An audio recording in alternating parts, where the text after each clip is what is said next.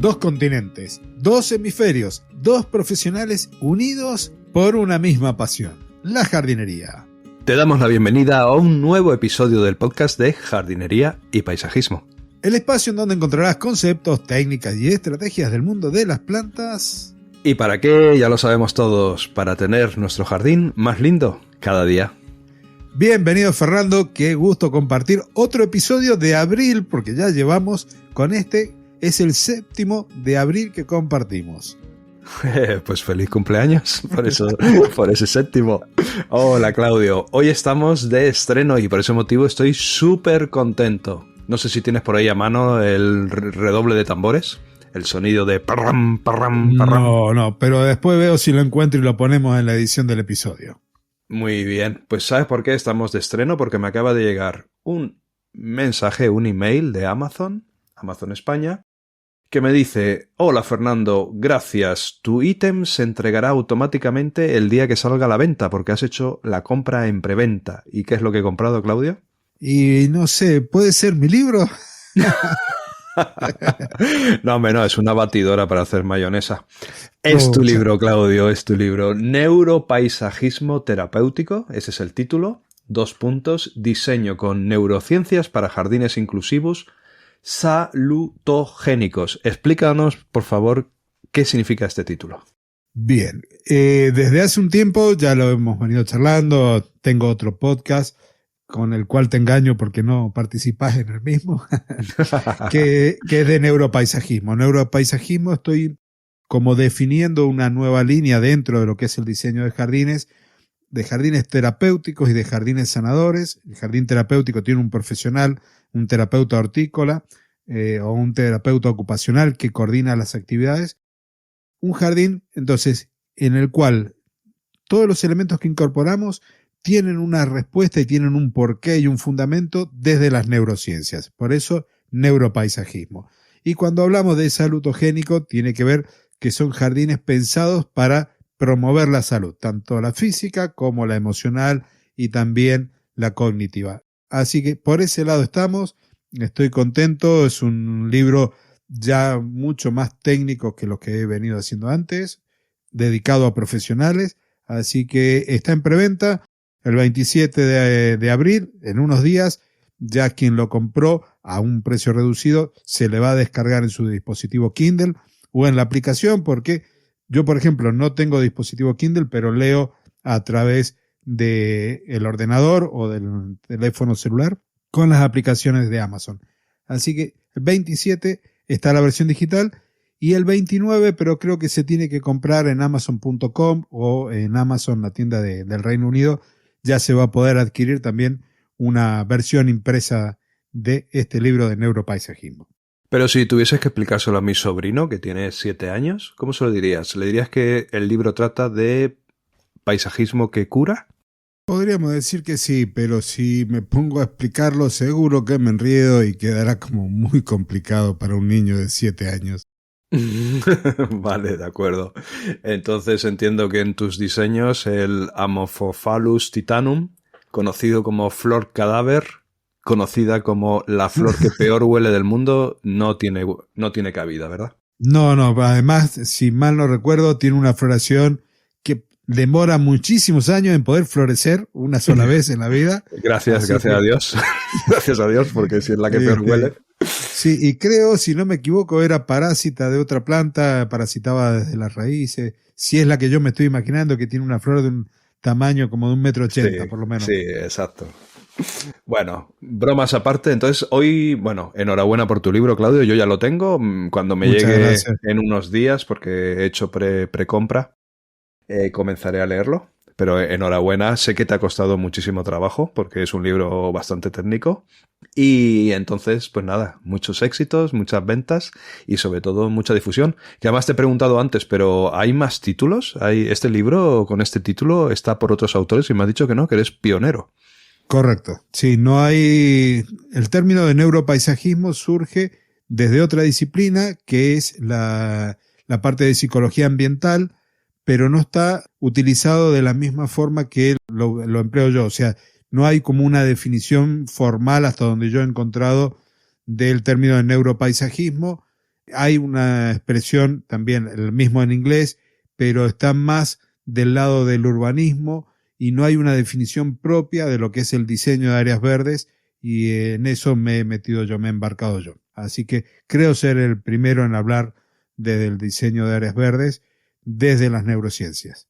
Venga, pues genial. Bueno, el episodio de hoy, Claudio, está dedicado, o vamos a hablar sobre los senderos o caminos. Aquí en España solemos referirnos, cuando es en un jardín, más a camino.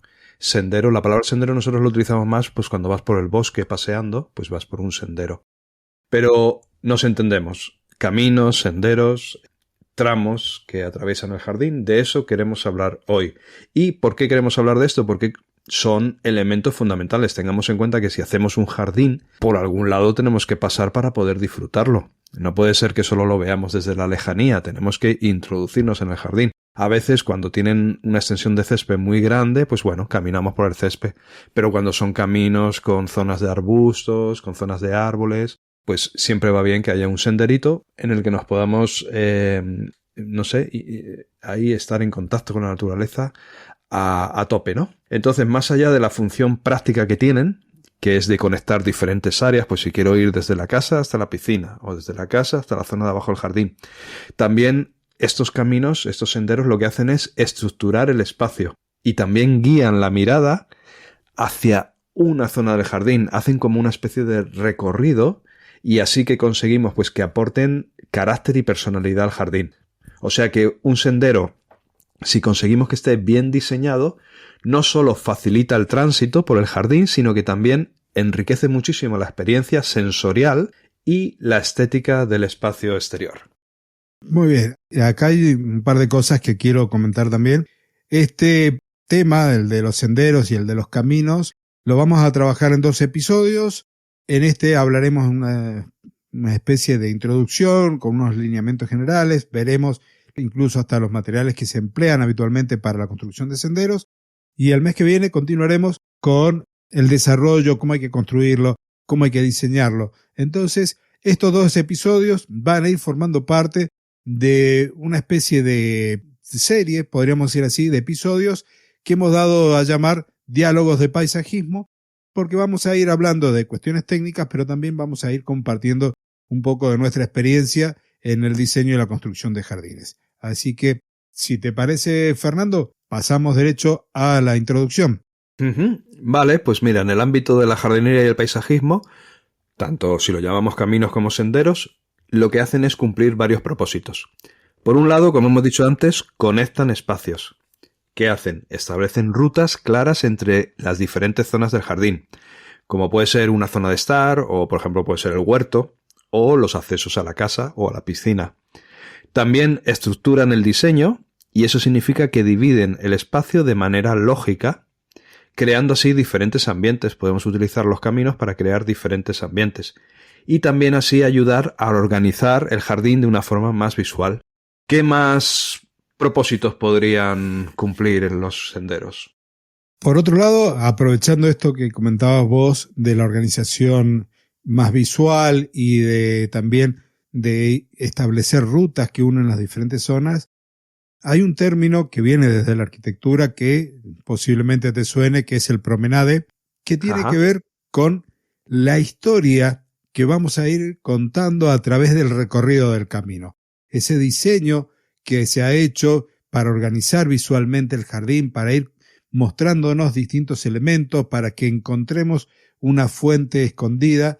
Toda esa historia tiene que ver con la organización visual y con esto del promenade, que es hacer el sendero para que nos cuente una historia a medida que lo vamos recorriendo.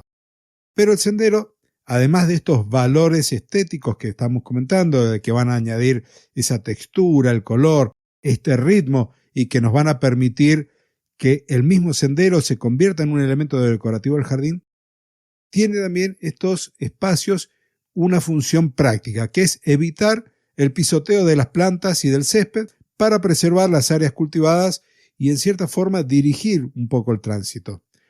Ahora, hay que ver si se suele respetar. Muchas veces podemos ver en una plaza o en un parque que está el sendero bien marcadito y de repente vemos que hay una línea marcada como la que nos hacen los perros en el jardín, los surcos que van y vienen por el mismo lado.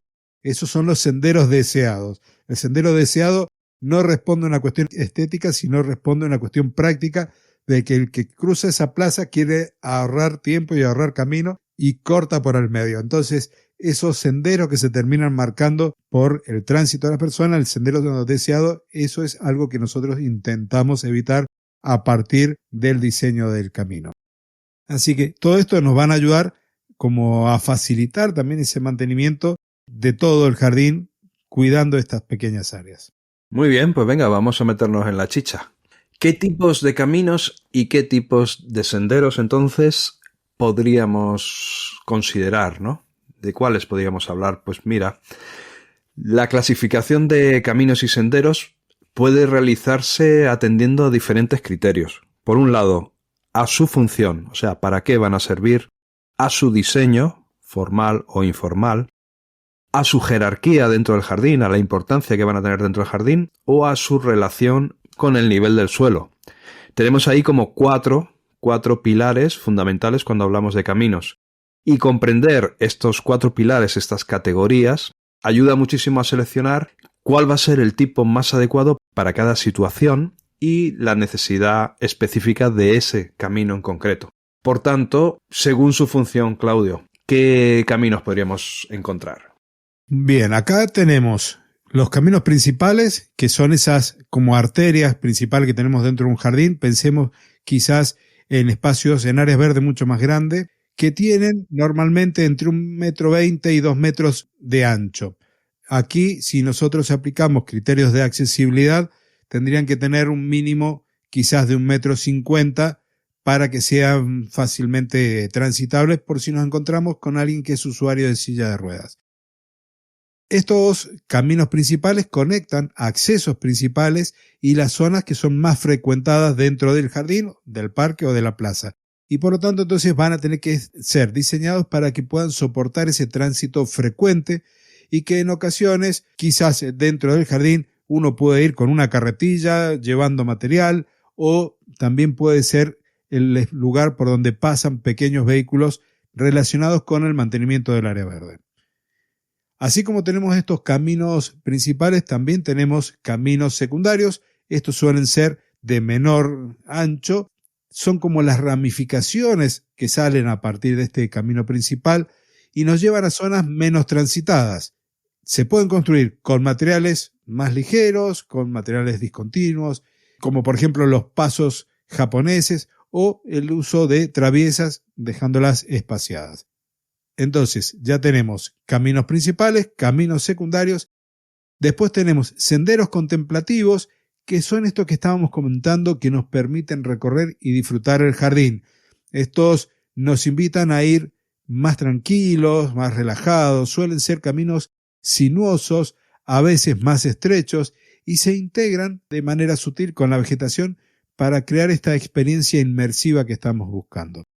Y por último, también tenemos los caminos utilitarios. Estos están destinados principalmente al mantenimiento. Son senderos que priorizan la funcionalidad sobre la estética, por lo tanto deben ser resistentes, deben permitir el paso a todas las zonas con las maquinarias y van a necesitar, por lo tanto, un cuidado regular. Así que estas son las características o la clasificación desde este apartado que estamos hablando nosotros desde la función. Pero también lo podemos clasificar según su diseño. Y ahí te paso la palabra. Pues según su diseño, lo que nos vamos a encontrar son tres tipos. Podemos hablar de 3 tipos. Uno serían los caminos formales. ¿En qué consisten estos caminos formales? Pues son característicos de jardines un poquito más clásicos. Lo que podríamos llamar un jardín francés, que es ese jardín más geométrico, donde los setos están recortaditos. Entonces lo que hacen estos caminos es presentar unos trazados más rectos, más simétricos, claramente definidos. Se suelen utilizar materiales entonces uniformes, como no sé, losas, adoquines, gravilla, contenidas siempre por unos bordes, y esos bordes están muy bien marcados. ¿Y qué conseguimos transmitir con este diseño? Pues transmitir orden, transmitir elegancia y también transmitir que es un jardín que está controlado, que hay mucho control. En oposición, nos encontramos con la segunda variante, que serían caminos informales. Estos ya son caminos, pues más, no sé, ¿cómo llamarlo? Más rústicos, más, no sé, jardines más naturalistas.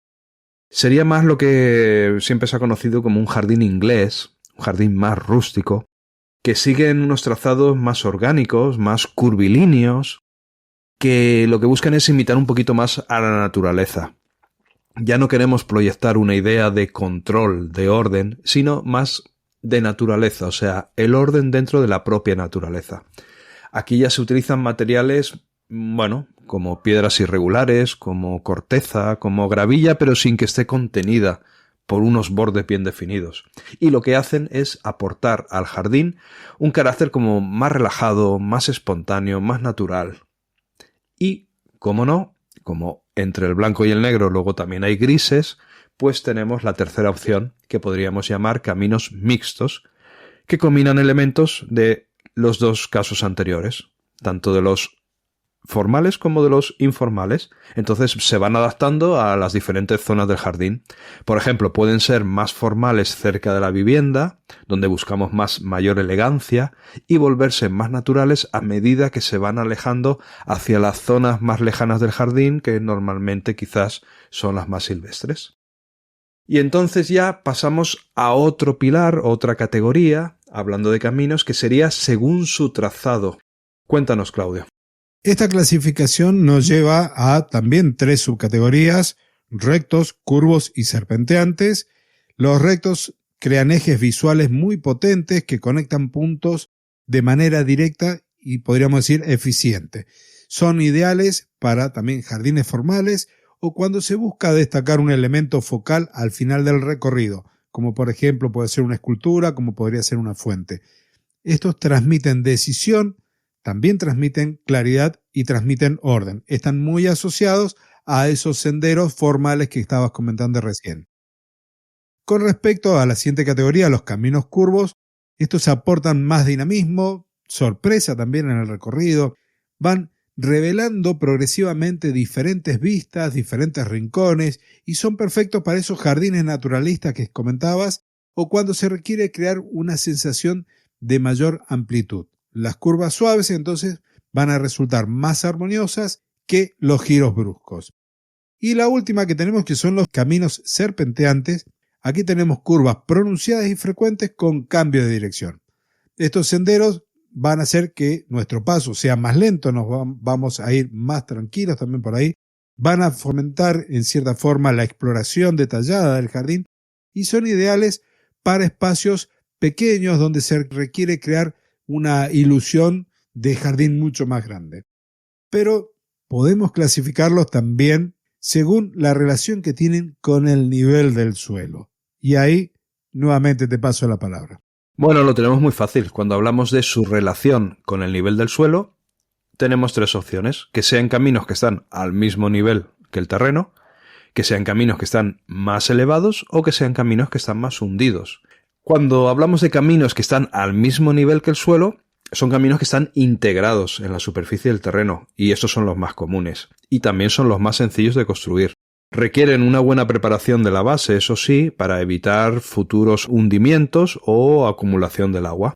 Cuando hablamos de caminos elevados, aquí quizás estamos hablando de una pasarela, que puede ser, por ejemplo, de madera.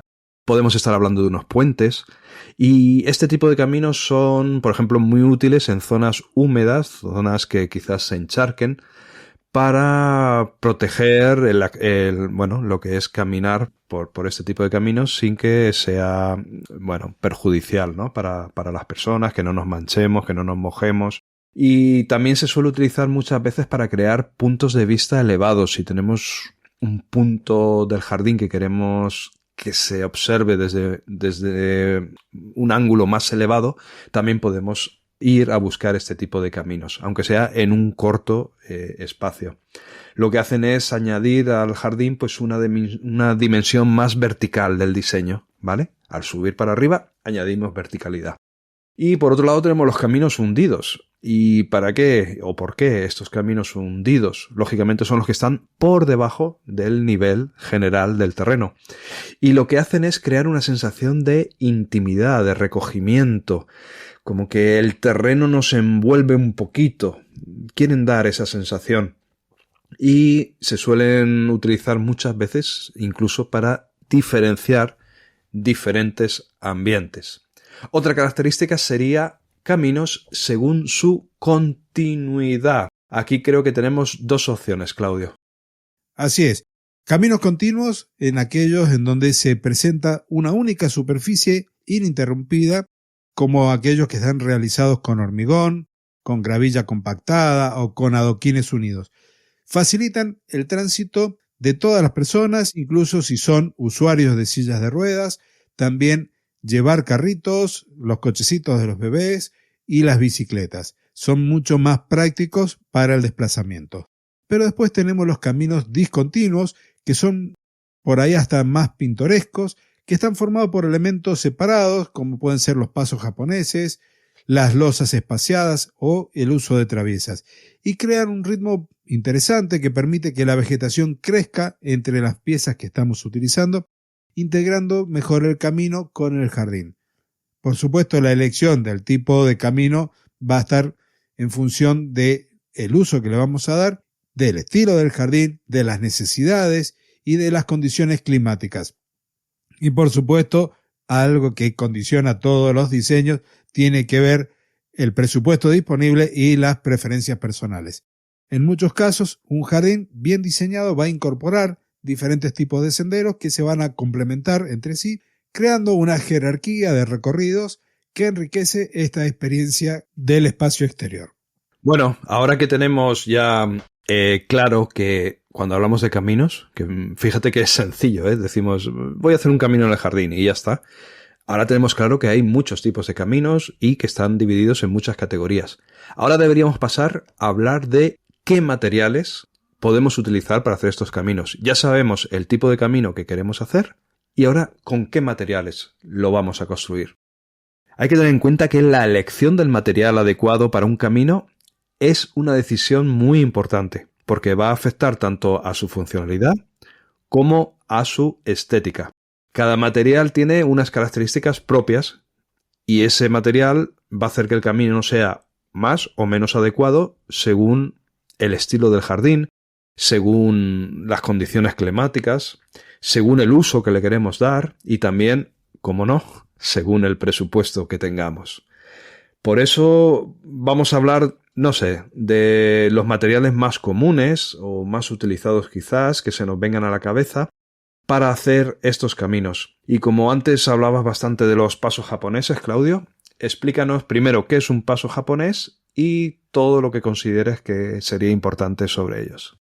Bien, los pasos japoneses son caminos que están hechos en el jardín con piedra natural redondeada. Si uno recuerda alguna de estas películas que muestran el Japón y que van mostrando esos jardines sumamente cuidados, vamos a recordar estas piedras naturales redondeadas y planas muchas veces que están dispuestos de forma individual y espaciadas como marcando esas huellas por donde vamos a ir. Este tipo de sendero entonces tiene sus raíces en la tradición japonesa, por eso pasos japoneses, donde se utilizan para crear recorridos contemplativos que invitan a una experiencia meditativa del jardín. Si queremos referirnos a sus características, podemos decir que tiene un aspecto natural y orgánico, que se integran perfectamente en jardines de estilo oriental, pero también en aquellos naturalistas o ingleses, como comentabas hace un ratito, o jardines rústicos.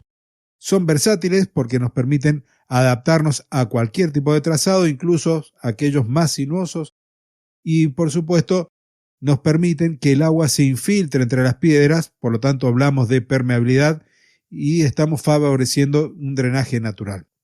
Y la característica que recién habíamos comentado es que se integran muy bien con la vegetación porque ésta puede crecer entre medio de las piedras.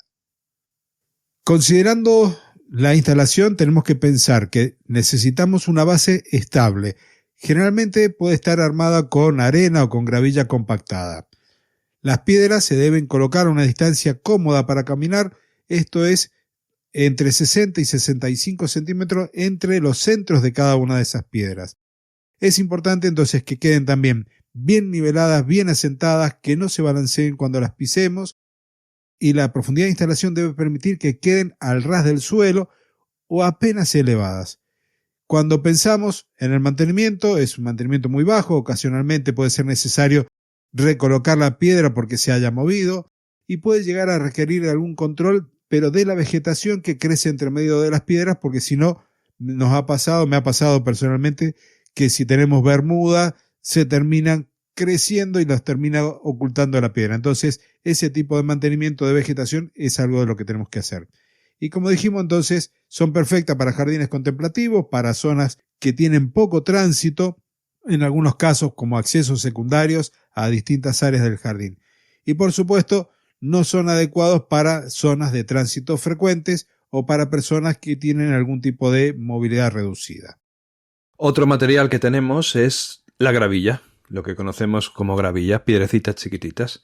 La gravilla tiene una gran ventaja y es que es uno de los materiales más versátiles y también suele ser de los más económicos para construir estos caminos de los que estamos hablando. ¿En qué consiste? En pequeñas piedrecitas trituradas que pueden variar en tamaño, también pueden variar en color y también pueden variar en la composición mineral. Pueden ser de granito, pueden ser volcánicas, pueden ser de muchos tipos. Las características principales de la gravilla son que es más económico que otros pavimentos, es más asequible, que tiene mucha variedad estética, podemos jugar con colores, con tamaños, con materiales. Así conseguimos que se adapte a cualquier estilo de jardín. El drenaje, por supuesto, es maravilloso. Permite una excelente filtración del agua, evitando así encharcamientos. Y luego el sonido, bueno, también puede ser curioso, el crujido que hacemos cuando caminamos por un camino de grava. Bueno, tiene un ingrediente sensorial que le da un añadido al recorrido por el jardín, ¿no?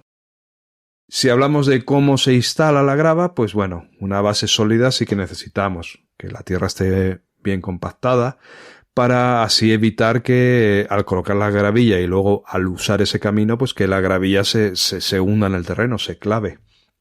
Es fundamental instalar bordes de contención, pero bueno, pueden ser una bordura metálica, puede ser una bordura de plástico, puede ser de madera, puede ser de piedra. Cualquier tipo de borde, tampoco hace falta que sea muy gordo, puede ser finito, de 2 milímetros, de 3 milímetros, puede ser de acero corten también. Y el único objetivo es mantener la gravilla en su lugar, que la gravilla no se disperse por los bordes. El grosor recomendado de la capa de gravilla para hacer caminos va a ser entre 5 y 7 centímetros. Yo siempre coloco 7 centímetros, siempre presupuesto y coloco 7 centímetros. Cuando es una extensión muy grande y hay que reducir el presupuesto, bueno, podemos bajar a 5 centímetros. Ya menos sería demasiado escaso. Y para mayor estabilidad se puede colocar gravilla, que aquí en España se llama marmolina, que no es redondeada, es como aristada, tiene como formas irregulares. Entonces esta gravilla con forma irregular encaja mejor unas con otras y entonces el camino es más estable, queda como más compacto.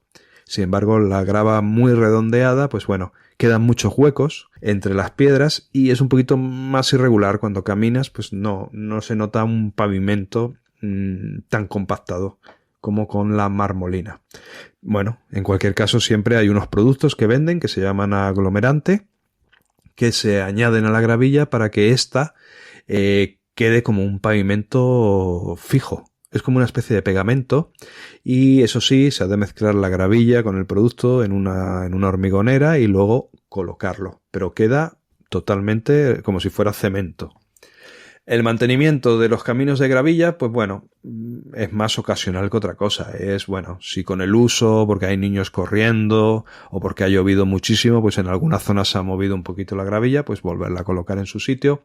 Quizás después de años de mantenimiento, si se usan sopladores, pues bueno, se ha perdido un poco de grava en algún sitio, o si se recogen las hojas, siempre al recoger las hojas con un rastrillo, pues bueno, un poquito de grava siempre se va también. Entonces, bueno, sería reponer la gravilla que se va gastando. Por supuestísimo, tenemos que evitar que el mantenimiento consista en quitar hierbas. La gravilla siempre recomiendo que se coloque encima de una malla especial antihierbas. Son mallas que vienen microperforadas, o sea, no coloquemos plástico normal. Mallas especiales, microperforadas, que así cuando llueve drenan y el agua también se va. Eso evita, no es que evite la aparición de todas las malas hierbas, pero lo reduce muchísimo y hace mucho más sencillo el mantenimiento. Y bueno, en cuanto a si es conveniente o no este material, pues bueno, yo podría decir que es adecuado para cualquier tipo de jardín. Desde jardines formales hasta jardines naturalistas. Da igual el tipo de jardín que busquemos, estos caminos siempre son adecuados, siempre van a casar bien, se van a integrar bien. Sobre todo son especialmente apropiados para zonas que tengan un clima seco. También podríamos decir que, por decir algo malo, no es la mejor opción cuando tengamos áreas con mucha pendiente. Porque, sobre todo si no usamos ningún aglomerante o si no utilizamos ninguna geocelda, que son como unas placas que se colocan, que son como de plástico, que entre medias dejan un hueco, y es ese hueco el que se rellena con la gravilla, de tal manera que la gravilla no se mueve. Si no usamos todo esto, si solo utilizamos la gravilla con un borde, en las zonas con pendiente pues puede desplazarse fácilmente, por supuesto. Te hago una pregunta, Fernando, ya a lo que comentaste sobre los aglutinantes. No he tenido la posibilidad de usarlos nunca, los he visto, pero supongo yo en mi desconocimiento que estos aglutinantes hacen que ese pavimento quede impermeable. ¿Es así? ¿Vos has tenido la posibilidad de utilizarlos o no? Sí, exacto. Pasan a ser pavimentos no drenantes. Hay que darles un poquito de pendiente del centro del camino a los lados para que el agua desagüe. El siguiente material, también conocido, es la arena compactada. También es una opción muy recurrente en parques y en los jardines públicos. Consiste en una mezcla de arena fina con algún material aglutinante que una vez compactada y humedecida forma una superficie física firme, no permeable. En este caso, las características principales son que tenemos esta superficie firme de aspecto natural que ofrece un buen equilibrio entre funcionalidad y estética natural. Una vez que están instaladas y están bien instaladas, duran muchos años con un mantenimiento mínimo. También tienen una permeabilidad controlada, o sea, permite cierta infiltración de agua, pero evita la formación de barro. Por supuesto, va a impedir el crecimiento de malas hierbas cuando tenemos una compactación correcta y hemos colocado la malla antihierba debajo. Esta compactación entonces también va a dificultar la germinación de semillas que puedan caer espontáneamente sobre los senderos. Cuando pensamos en la instalación, entonces requiere de esta base de grava o de piedra triturada para asegurar el drenaje. La mezcla debe contener arena de calidad y un aglutinante adecuado, como podría ser la cal o algún estabilizador específico. Es fundamental entonces una compactación adecuada, generalmente con un rodillo o con una compactadora mecánica. Los bordes deben estar bien definidos para mantener la integridad del camino. Cuando pensamos en el mantenimiento, ahí a lo mejor tengamos que hacer ocasionalmente una recompactación, especialmente después de los días de lluvia intensa, o también en algunos casos cuando tenemos periodos muy secos puede ser necesario humedecer ligeramente la superficie para mantener la cohesión entre las partículas. Y ocasionalmente también puede ser necesario añadir más material en aquellas zonas que se desgasten.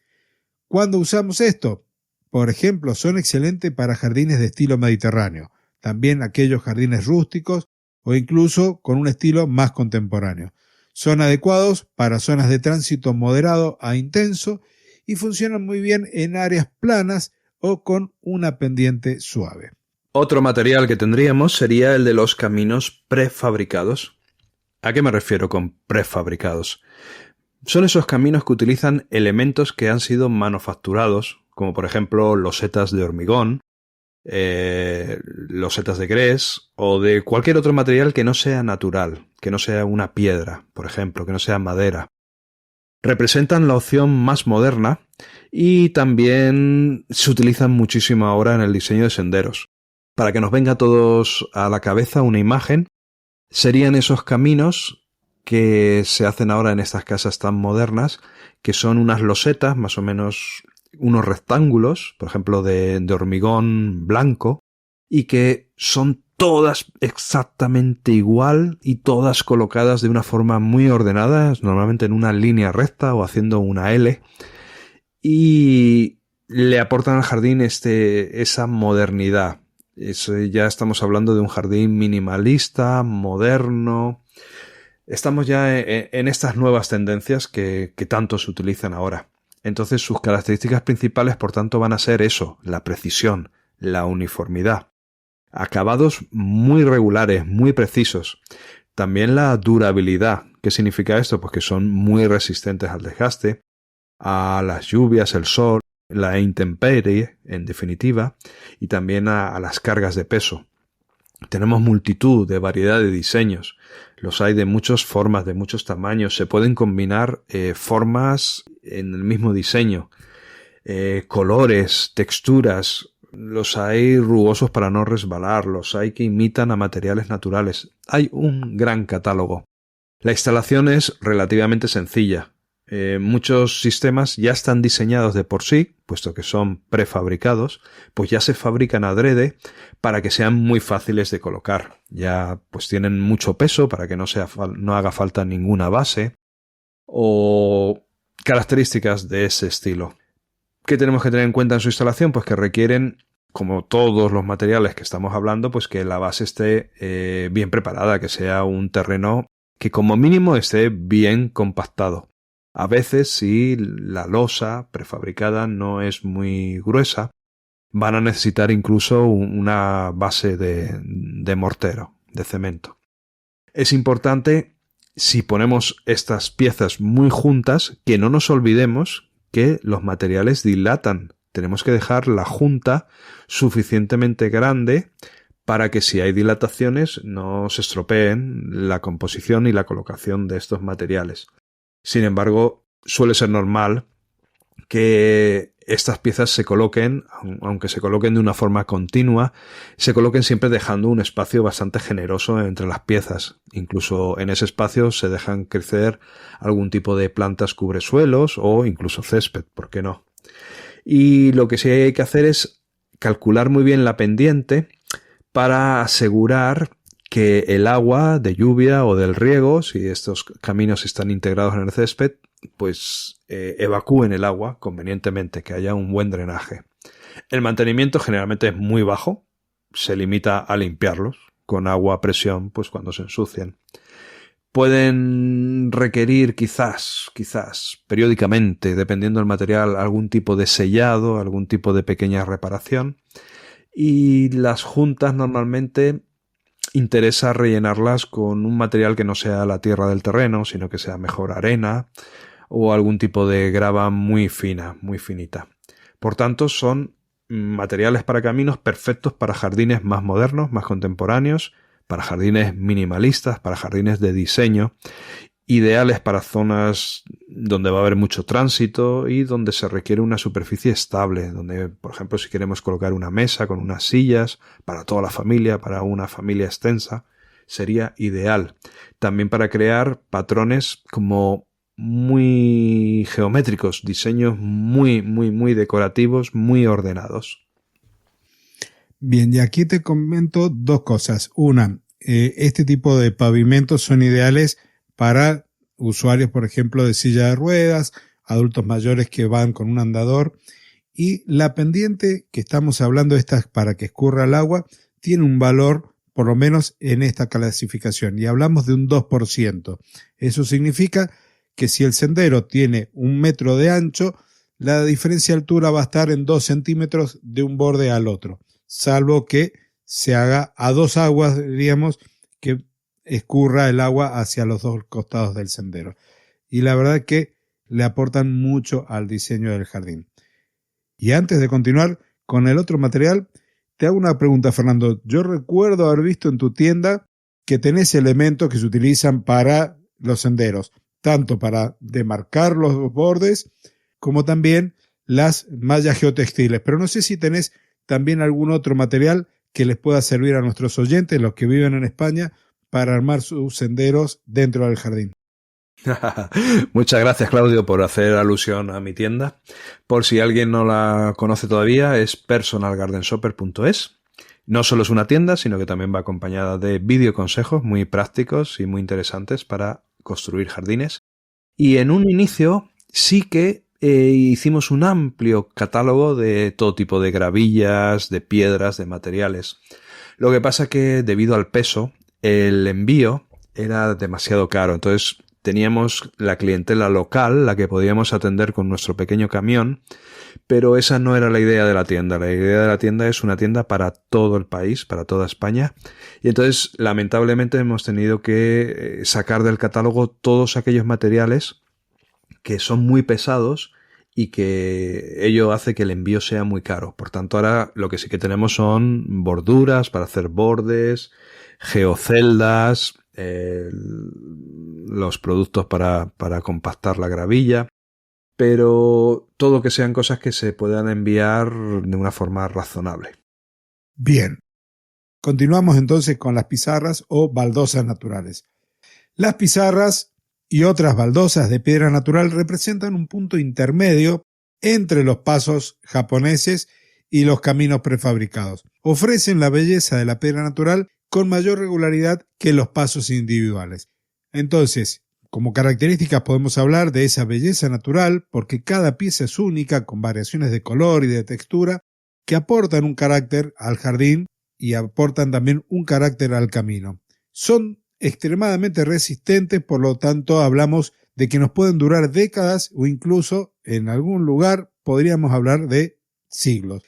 Son versátiles porque los podemos instalar con juntas de mortero o con juntas cubiertas por vegetación y tienen un valor añadido que es la de aumentar el valor percibido del jardín por la calidad y la nobleza de este material. Cuando uno las quiere instalar, tenemos que preparar una base sólida, generalmente de arena compactada o también con mortero.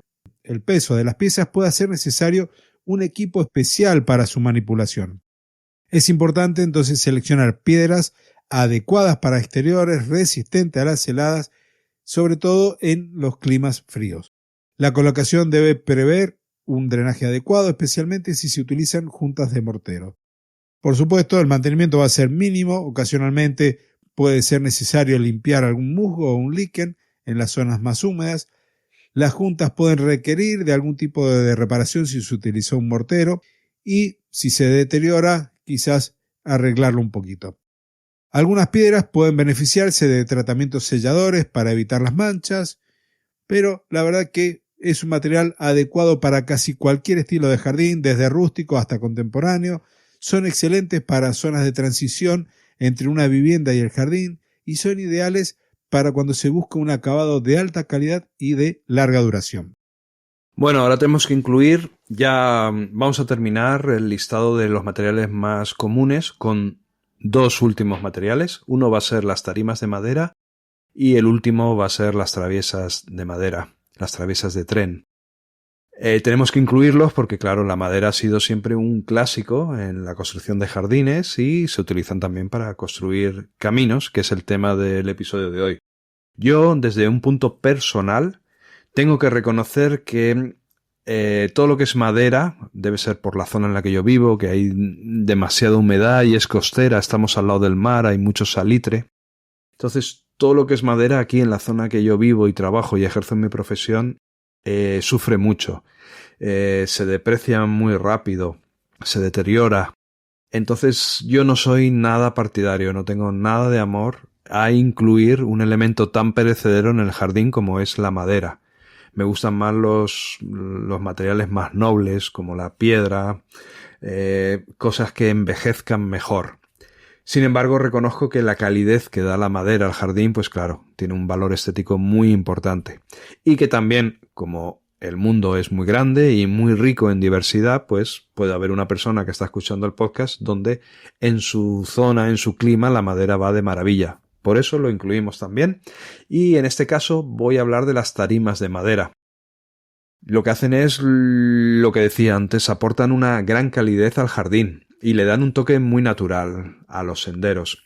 Son especialmente adecuadas para zonas del jardín que quizás son más húmedas, o también para zonas de transición entre diferentes espacios. Sus características principales, pues todo lo que da la madera, la calidez, esa sensación táctil de tacto, de quiero tocarla, esa sensación acogedora, como permiten crear, por ejemplo, con un pequeño puente, caminos elevados, pues claro, aportan verticalidad al jardín, se integran muy bien con terrazas, con pérgolas, con zonas pavimentadas, combinan muy bien con piedra, combinan muy bien con acero corten, combina muy bien con todo. Y el sonido al caminar por la madera pues también añade esa dimensión sensorial que siempre buscamos en el jardín. Para colocar las tarimas, pues bueno, como siempre, estamos hablando de caminos, de superficies, que la estructura de soporte sea la adecuada.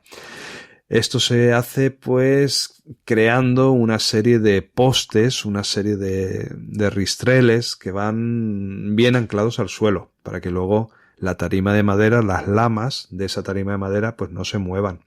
Es fundamental que la madera sea especial para exteriores o que por lo menos esté tratada para resistir en el exterior o que ya sean maderas de tanta calidad que ya de forma natural ya son resistentes al exterior.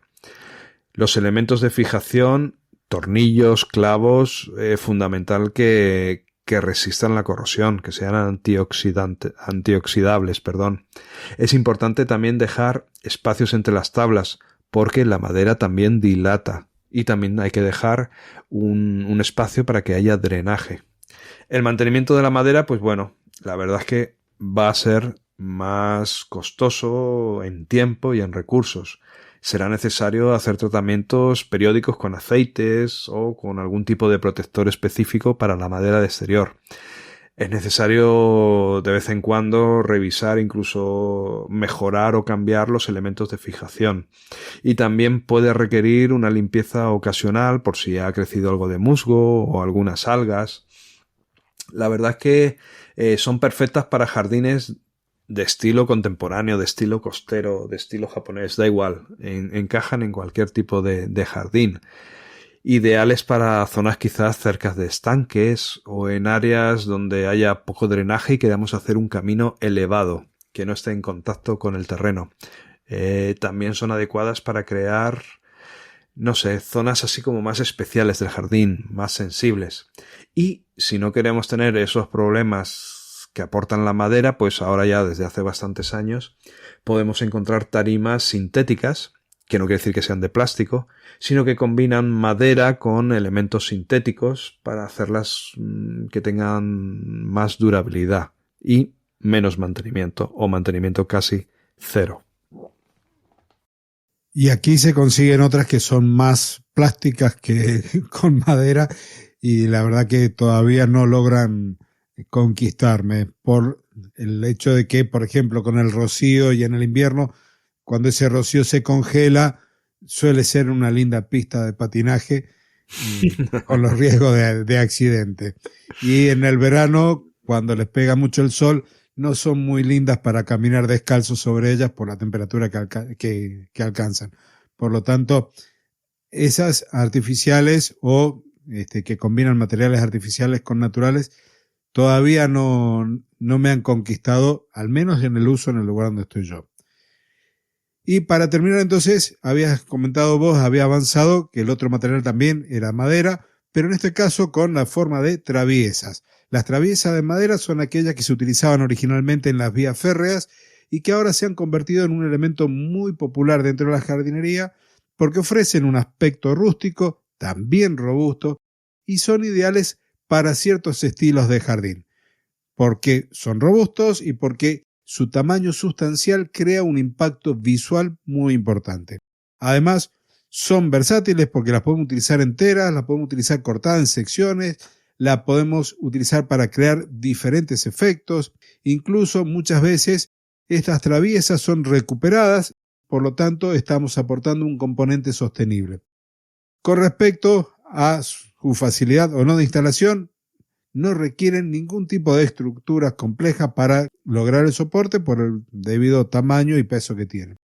Cuando las instalamos entonces, tenemos que asegurarnos de que se coloquen directamente sobre una base de grava o arena compactada Es importante asegurar que estén niveladas y que estén estables para evitar los tropiezos, y si se utilizan traviesas tratadas con creosota, que son las antiguas, deben manipularse con precaución y no son recomendables para áreas de cultivo comestible. Pueden también combinarse con otros materiales como la gravilla o la corteza para crear efectos visuales bien interesantes.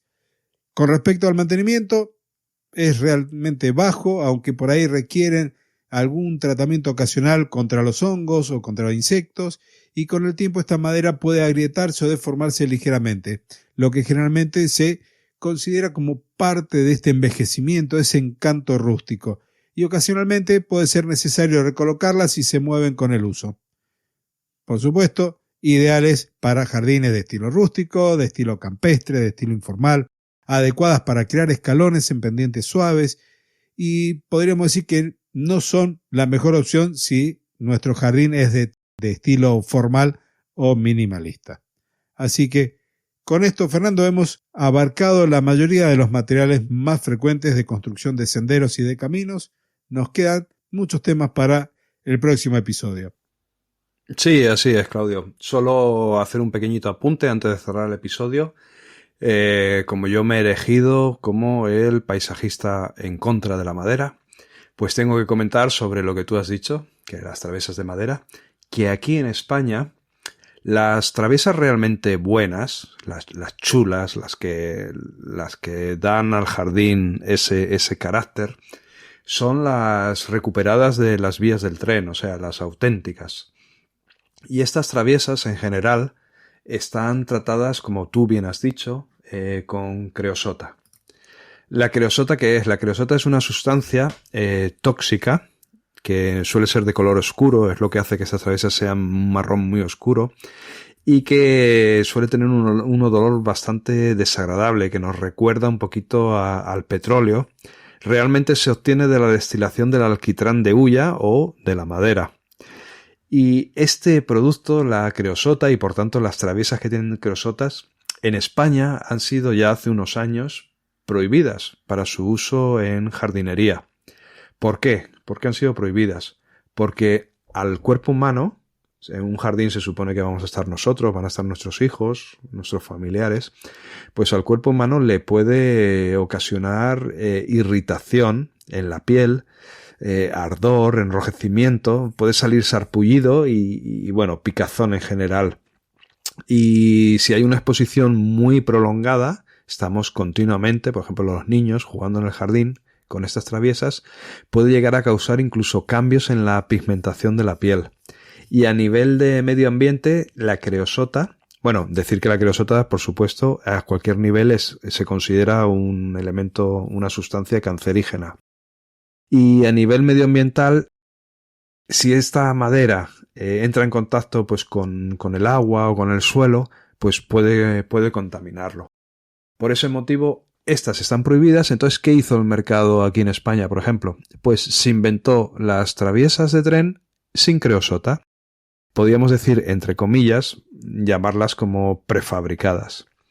¿Qué significa esto? Pues que le dan tratamientos de madera exterior que, si bien ayudan a que duren un poquito más, como normalmente las traviesas siempre están en contacto con el suelo, porque se usan para caminos, para hacer bordes, para hacer tarimas, no tienen la durabilidad que tenían las traviesas de toda la vida, ¿no?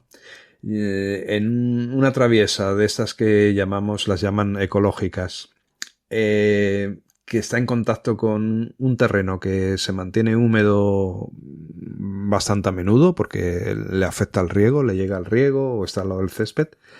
Tengo comprobado que en unos 7 años, 8 años máximo, la madera está totalmente podrida. Por ejemplo, si hacemos una escalera en un talud de césped y se va a estar regando, en 6-7 años esa escalera ya hay que hacerla nueva.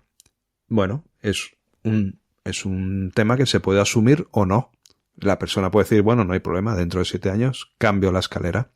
O, como me pasa a mí, que me gusta que las cosas duren más, pues recomiendo entonces inclinarnos por otro tipo de material. Pero ahora sí, Claudio, dicho lo dicho, podemos cerrar el episodio.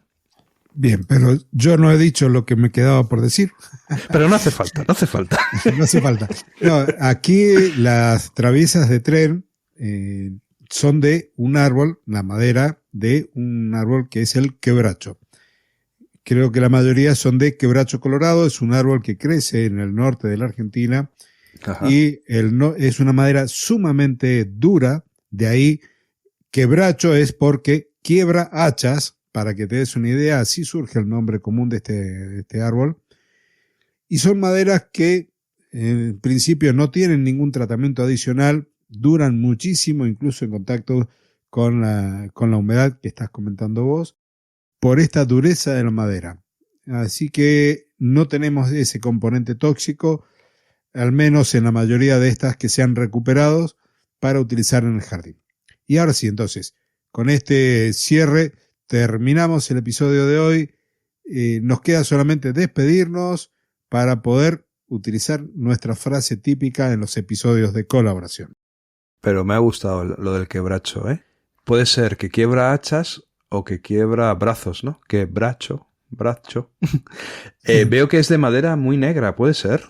Sí. Es curioso que las maderas que son muy resistentes son como muy oscuras, ¿no? Podríamos decir que ya si vemos una madera muy oscura es muy probable que sea muy resistente. Vale, veo que en Europa no la tenemos, este árbol. Claro. Está asociado también a la velocidad de crecimiento y es una madera mucho más compacta, de ahí también el color.